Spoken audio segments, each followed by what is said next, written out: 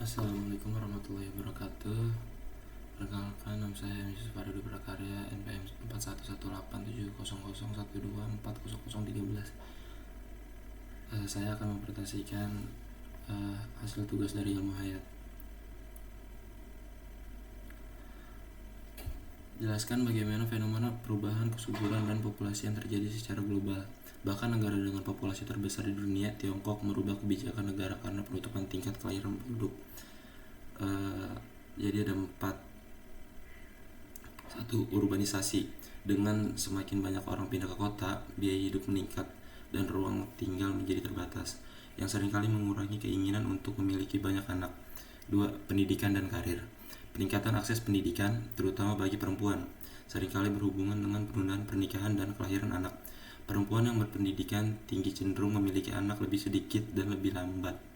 3. Ekonomi. Dalam banyak kasus, ketidakpastian ekonomi dan biaya memperbesar anak membuat pasangan berpikir 2 kali sebelum memiliki lebih banyak anak. 4. Akses terhadap kontrasepsi. Peningkatan akses terhadap kontrasepsi dan pendidikan tentang perencanaan keluarga memungkinkan pasangan untuk mengatur jumlah anak yang mereka inginkan.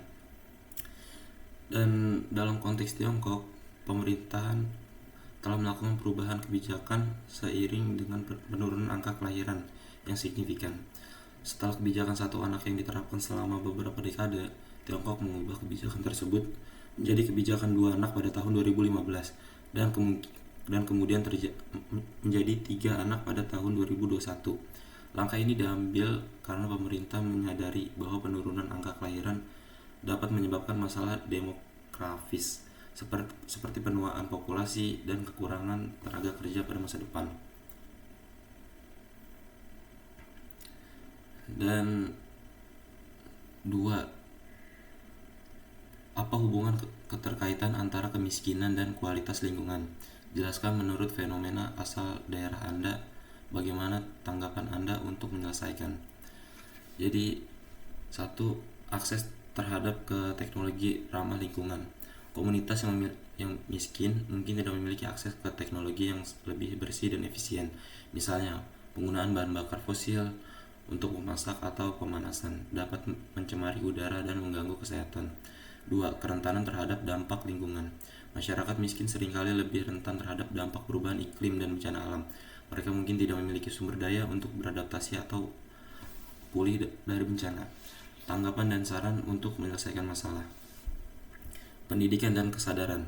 Meningkatkan pendidikan tentang pentingnya lingkungan dan praktik berkelanjutan bisa membantu masyarakat memahami dampak dari kegiatan mereka dan mendorong perubahan perilaku.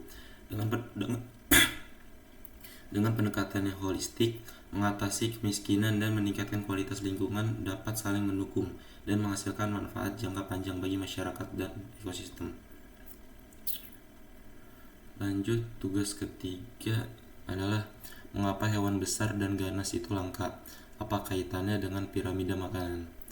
Jadi manusia dan perburuan untuk olahraga, perdagangan ilegal, dan konflik dengan manusia sering menjadi ancaman bagi hewan besar. Aktivitas ini dapat mempercepat penurunan popularitas mereka kebutuhan energi.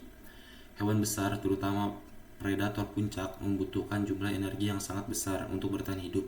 Mereka memerlukan banyak mangsa untuk mendapatkan cukup kalori dalam piramida makanan. Semakin tinggi posisi hewan dalam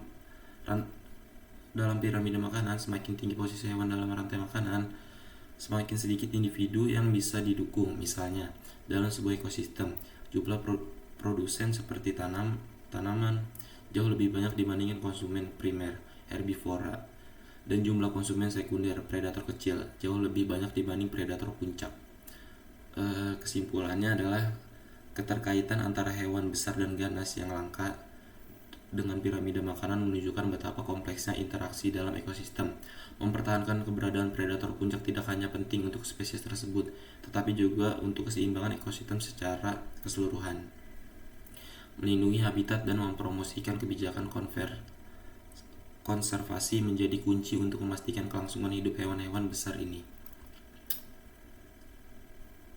Ya, sekian presentasi ilmu hayat dari M. Yusuf Ardi Prakarya. Terima kasih.